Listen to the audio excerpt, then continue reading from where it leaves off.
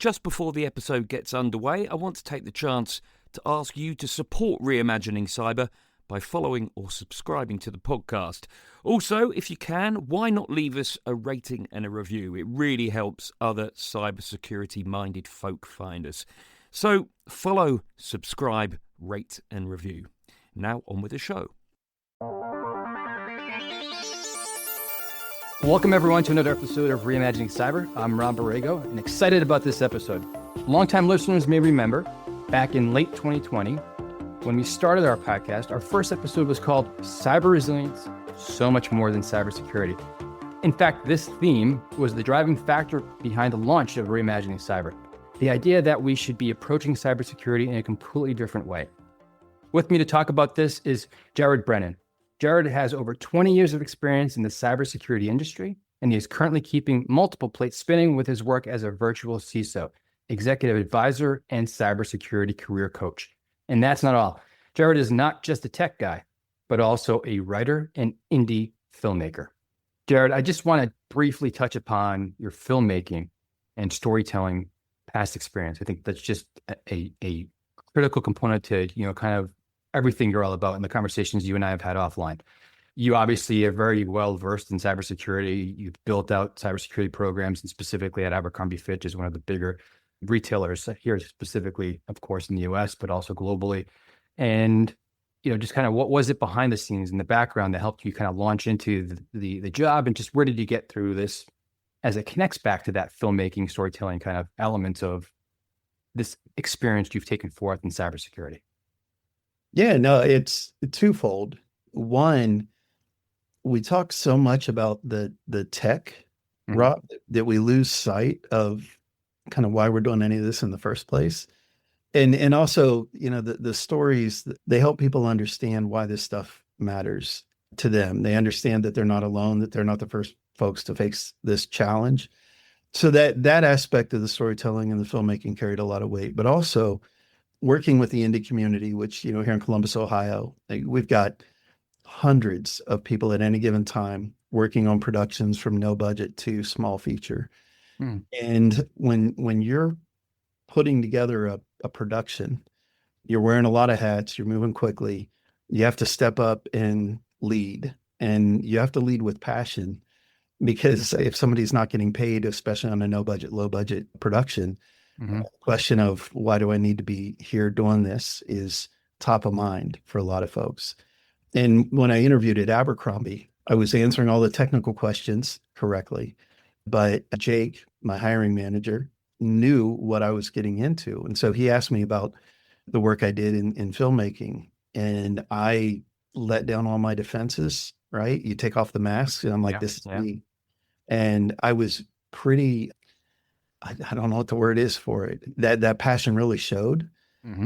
And Jake let me know about 6 months into the job that it was that question that got me the job. Wow, see that? Because he needed somebody who could come in and go toe to toe with directors and execs who'd been in these seats for years, at an organization that had no security program, that, didn't want to change, didn't want to slow down. And I was perceived as an agent of all of that, and to be able to stand my ground, but do it in a way that was respectful and engaging and moving us all in the direction that we were all moving together, which was help the company grow, be successful, but preserve everything that we built to that time. He heard all that in the storytelling, and I continue to do it, continue to do my job that way. Well, I think that's as you say, you kind of let down your guard to go into the interview process. And now you're like, you know what? That question just opened it up for you to be yourself at the end of the day. And as you said at the beginning, the connection point of, understanding the tech and understanding the security controls to put in place. Awesome. Got it. That's great. But how does that really connect into the relationships you're going to have in the given entity you're going to support, the risk posture and appetite that they were, okay with? Yes. And have the right set of debates and conversations, and do so in a way. And again, that's the filmmaking / storytelling aspect, and the passion of, here's your why, and the conversations that you would then have thereafter. I mean, that's absolutely critical. And I think that's one of the things I assume you would agree is what we've now started to see more so the past several years in the CISO role is that transition of understanding the reality of we have to really focus on whatever organization we're here to support, to protect, but enable for opportunities of new revenue generation, cost avoidance. Those business components are absolutely critical, and being able to stitch that together isn't always that easy, but being able to actually, know how to articulate it effectively and that passion and confidence come across can make all the difference in the world. I assume that's really kind of what shining the light for you. It absolutely. I talk a lot about meeting people where they are. Mm-hmm. I'm fortunate that I'm wired in a way that I can see somebody else's point of view pretty quickly. Mm. And when you understand what's important to the person you're speaking with, the person across the table, the person on the other end of the Zoom call, and you reframe your thinking, and this is, you challenge yourself, you let go of things that you have held on to with an iron grip, and you say, okay, I'm going to look at it. What matters to them? Why does it matter? And then how can I connect the two? Because I have goals and initiatives and expectations and requirements that's my expertise. That's my job, but I'm not alone. I mean, we're collaborating. Another aspect of the filmmaking, right? Filmmaking is a collaborative art form. No one person does all the things. And that's true in any organization you work in. And so as you start to approach these conversations from their point of view and take it on yourself to say, look, I'm going to be the one to figure out, I'm going to propose a solution that meets both what they're trying to accomplish and what I'm trying to accomplish. And then we'll iterate. We'll build on that. We'll go back and forth until we find the thing that we're going to do. People appreciate that. People just, they want to be acknowledged and seen. And I think most importantly, they want to be recognized for the expertise that they bring to the table. And couldn't agree more. Just don't want to lose sight of that. No, for sure. Now let's dig into kind of key theme and topic that you and I want to chat. And Sure. To me, it's, this from our previous conversation, that this is a very core component of really what launched the podcast several years ago, Reimagining Cyber. And it's the reframing and thought process of how do we actually pivot from kind of this focus of cybersecurity only and take it to cyber resiliency and what that really means in greater value that we're delivering from a cyber lens to the business overall, which we kind of just were touching upon a little bit.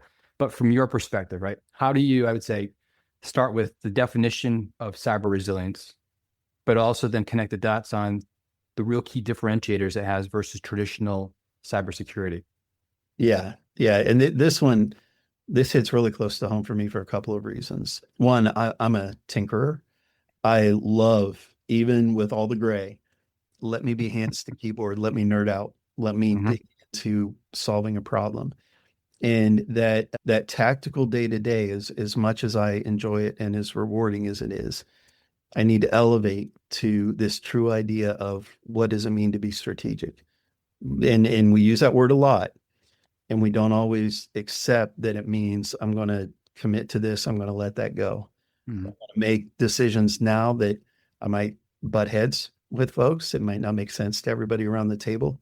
But if I see the vision and I know we can execute, and number one, I've got to hold the line, and I've got to stay the course, right? I can't give up. But at the same time, I've got to work to help everybody else see what I'm seeing. There's so much of that comes into this notion of building a cyber resilient organization. And for me, the way I do that is I've adopted a mantra that security is not about security. And on the surface, it sounds silly, but I honestly believe that and challenge myself when I get in the middle of a NIST cybersecurity framework or an ISO 27001, 27002 assessment, or insert framework or regulation here. And I'm looking at all the controls and all the things that we say we have to do. I step back and I tell myself, we don't have to do all these things. Now, anybody who's compliance either minded or has responsibility around compliance and regulation will say, Jerod, if you're still listening, you'd say, Jerod, that's ridiculous. We have to do those things. It's the cost of doing business. It's required for participation in an industry. But what I challenge myself to do is say, here at this organization that I am supporting right now, and I say that based on where they're located, who their leadership team is, what the organizational risk appetite is, how comfortable they are in their place in the market, how stable they are in terms of expanding or circling the wagons. I take all that into account and I go back to those security frameworks and regulations and say, which of these things are going to have the biggest impact on helping this company not just survive, but thrive? And not just company. I work in higher ed, I work for nonprofits. It's any organization that needs to continue doing the thing they do. When we talk about all this security stuff, it's not starting with the frameworks. It's telling ourselves that security is not about security. The stuff that we've called cybersecurity is about helping this business continue. Whatever the goods they make, the services they deliver, that is the thing. Yep. And all the security stuff that we do, it turns out it supports the organization doing the thing, but we just have to start somewhere else. 100%. And to me, the compliance angle you were talking about. So I agree with you, especially on the frameworks that are out there. I think they're important, don't get me wrong, but I think sometimes we get too caught up, or some people get too caught up on like the checkbox. I got to go through this whole thing. Yeah. From a compliance perspective, I've always said that if we are putting the right type of program, cyber resilience program in place that supports whatever organization we're part of, their mission, their business goals, and so on and so forth. Basically, when we're doing that effectively, everything else will just trickle down. And you will have the support embedded in itself in your program that also aligns to ensure you're covered as much as possible on the different compliance requirements you have for that particular given business. And so that way we all benefit at the end of the day. And at the end, though, it really comes down to the last statement you kind of just wrapped up with, which was it's all about what business we're supporting and the operational capability that they continue to operate to deliver their needs, with cyber really wrapped around and just embedded in, not this kind of, again, slowing us down perspective. That's my point of wrapping that together. That approach, because I can already hear folks who are listening saying, that's not how it works. You have to go in, you have to force it, you have to tell people these are the rules, follow the rules. But you hit on something key there, Rob. You're talking about going in and embracing the organizational culture. And a term we use a lot, but take a minute and really dig into it. My time at Abercrombie, that is one of the most risk-averse organizations I have ever worked for. When I started there, I heard within the first 2 weeks, someone on my floor stood up because it was an open floor plan, yelled, "Hey, I need to install software. What's the local admin password?" Somebody else yelled it back because everybody knew it.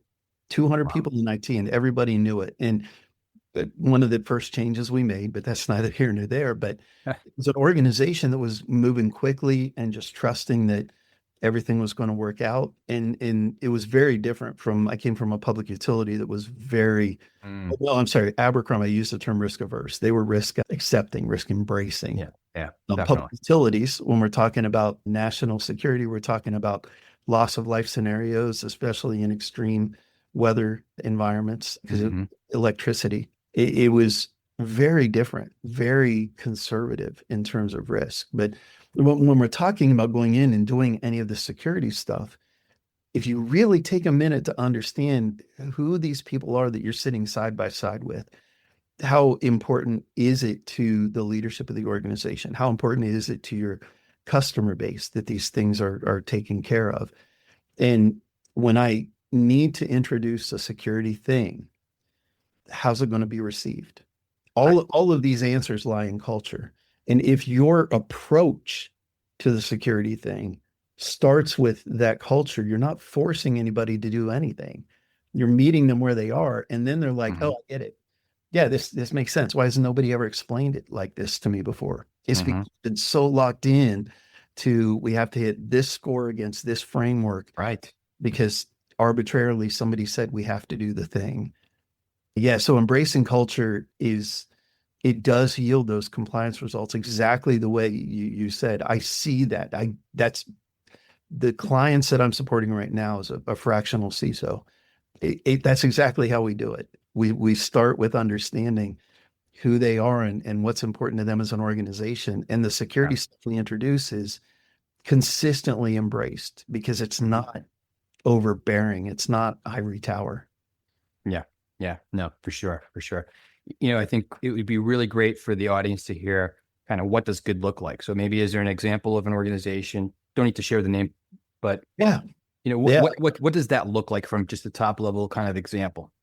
Boy, I've got what, 4 or 5. So I'm going to have to narrow it down. Yes. I had a healthcare technology company I supported that had grown through acquisition. They were moving fast. They were 5 different companies operating as a single company.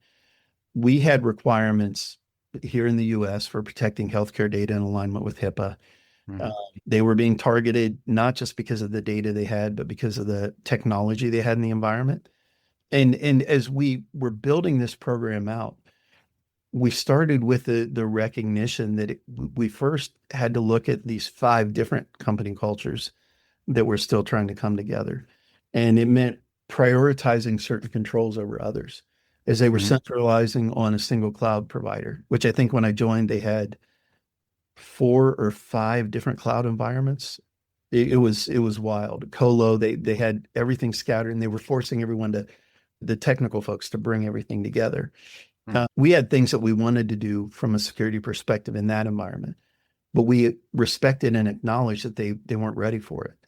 And I could have gone in and forced the issue. I could have gone in and tried to demand that they follow certain best practices, and it wouldn't have worked. It wouldn't have been sustainable. It would have been too much spend. There would have been resistance, which often leads to people circumventing controls just for the sake of doing their job.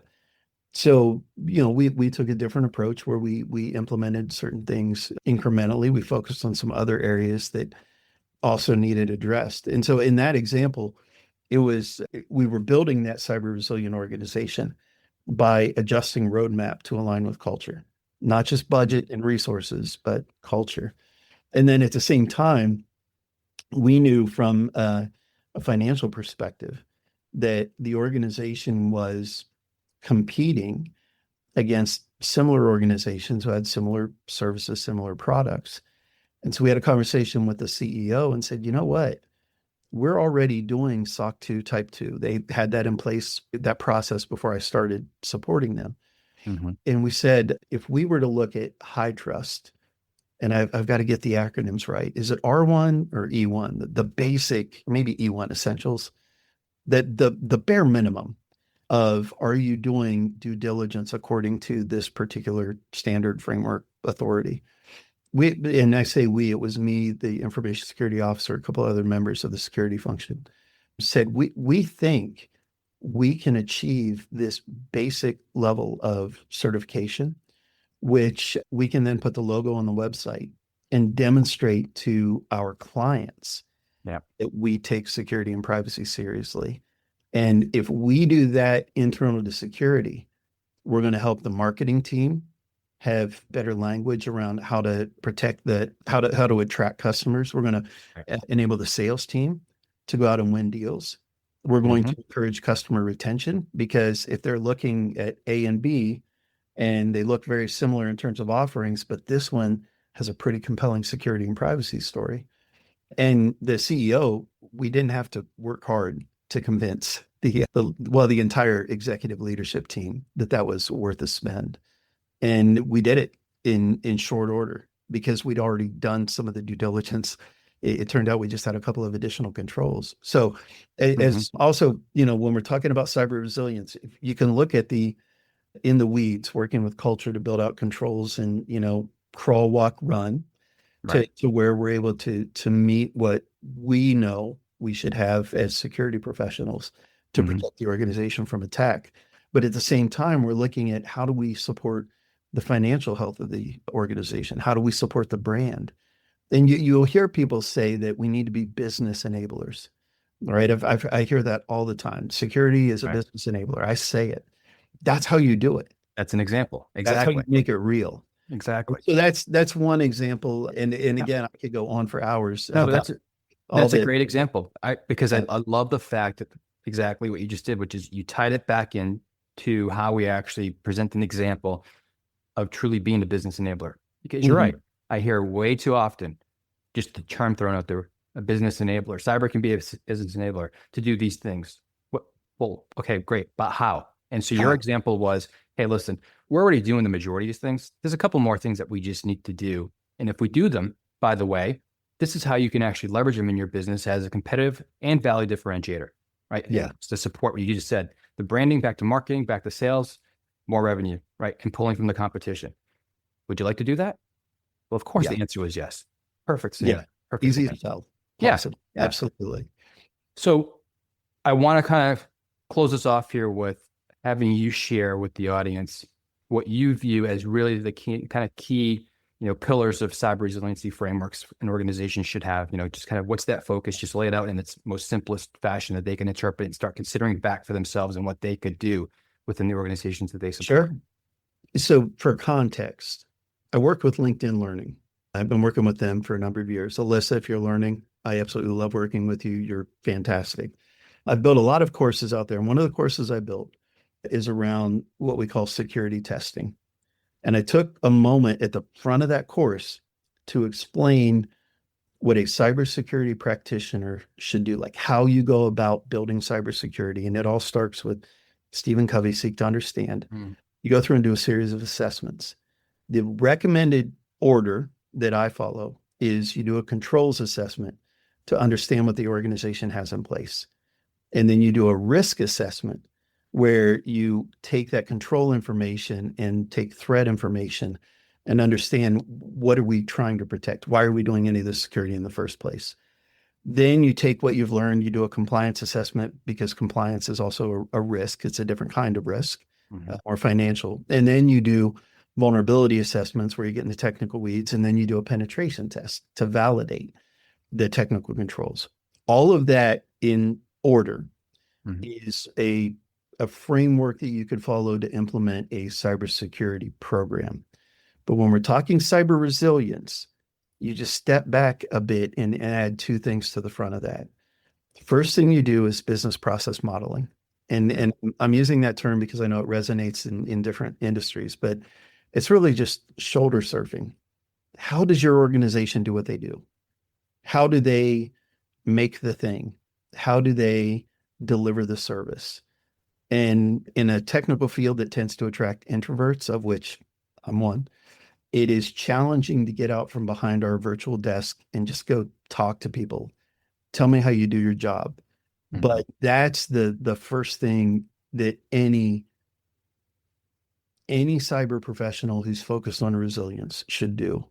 You need to go out and talk to the people about how the business functions. Set everything you know about cybersecurity to the side. You are there as a sponge just to learn.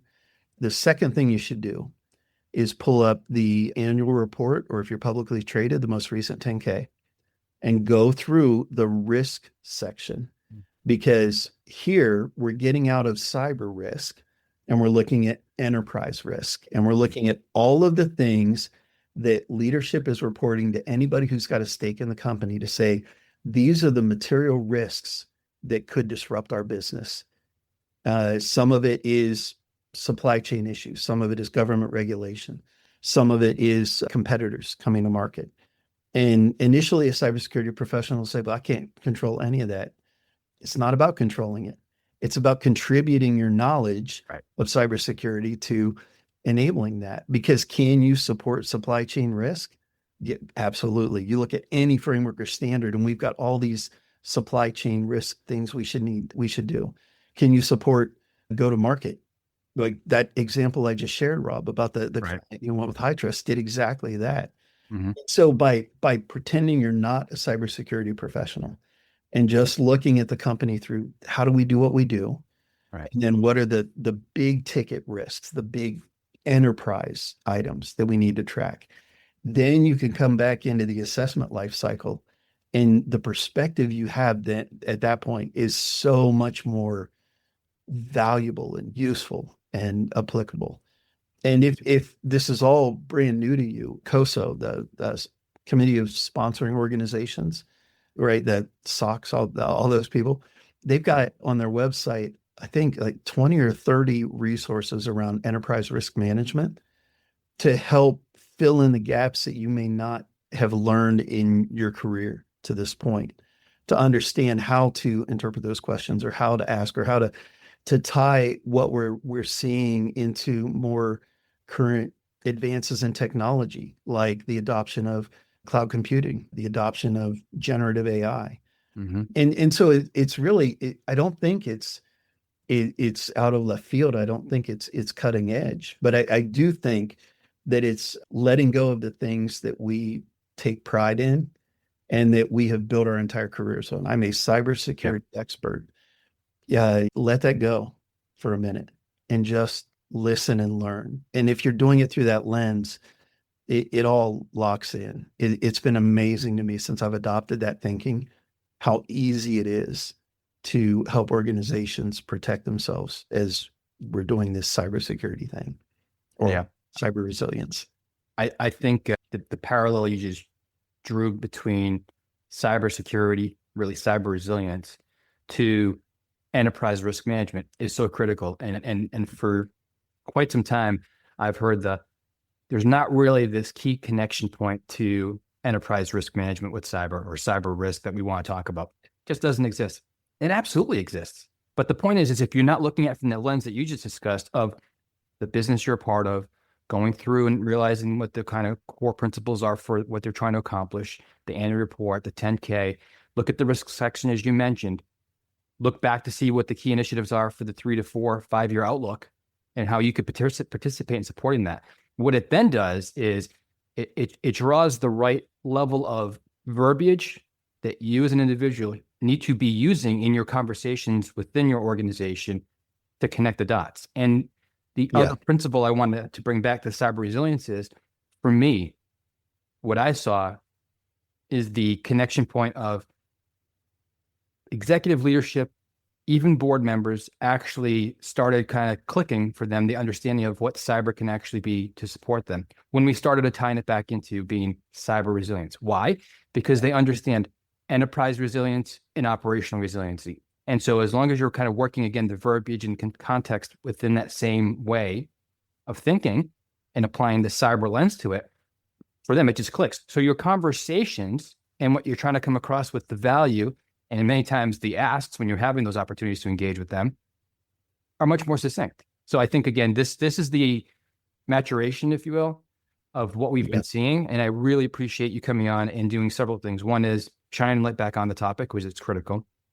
Talking about the reality of examples of business enablement and how important it is. Talking about being uncomfortable and actually getting outside of the box of comfort and tech and going to understand what the businesses you're supporting and why, and how then you stitch together the value that you can bring and offer to them. And that's exactly what you've been able to do successfully through your career. So we thank you so much for coming on, shaping our minds differently to how we can approach within each of our organizations we support cyber, and putting that resiliency forward in our go-forward strategy overall. So thank you so much, Jerod. Really appreciate the time. If I could offer one last closing thought. Absolutely. Because you hit on something there at the tail end that is essential.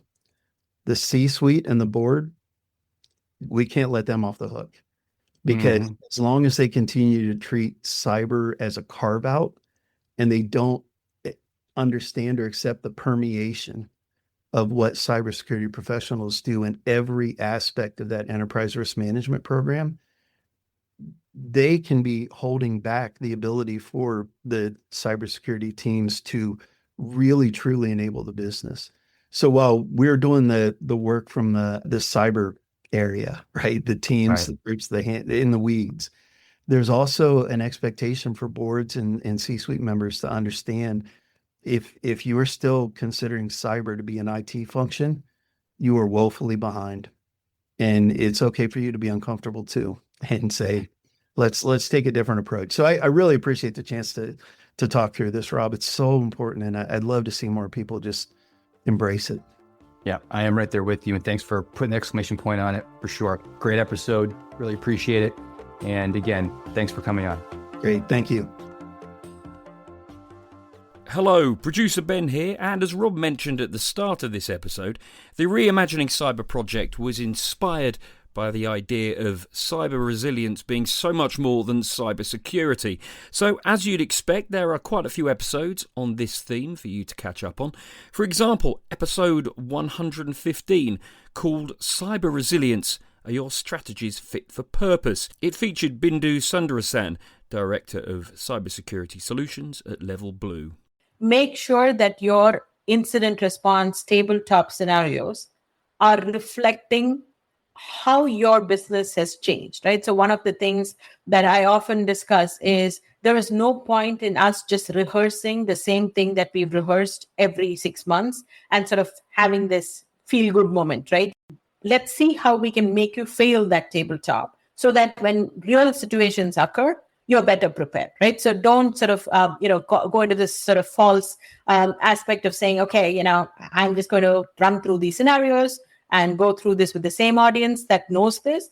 Because in a real life scenario, it's never going to be that known audience that you rehearsed it with that limited sample. And it's never going to be exactly sort of that cookie cutter scenario with injection triggers, right? If that were the case, we should be recovering from every incident in minutes, right? And that's never the case. That was Bindu Sundaresan, Director of Cybersecurity Solutions at Level Blue, on episode 115, Cyber Resilience: Are Your Strategies Fit for Purpose? Go take a listen.